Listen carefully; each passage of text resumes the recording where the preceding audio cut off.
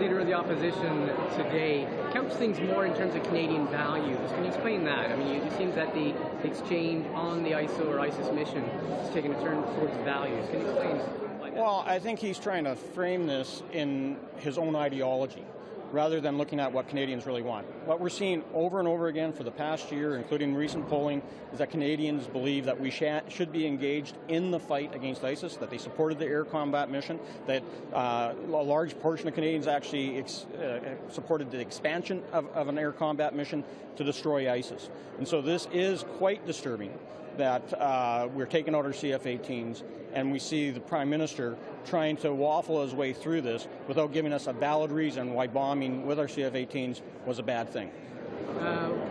What do you think when your leader, Ron Ambrose, expresses it in terms of Canadian values have been protecting the underdog and never leaving anything on the table, so using all your means? She's sort of couching that now in terms of that's a basic Canadian value, whereas the Prime Minister is saying Canadian value is a compassion and measured response.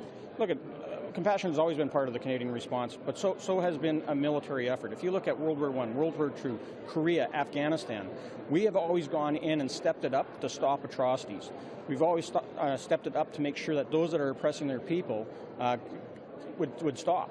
And that's what we're doing with ISIS. We're talking about a genocidal terrorist organization that is persecuting ethnic and religious minorities, throwing gay and lesbian people off the top of buildings, and are completely ostracizing anyone that doesn't share their twisted ideology.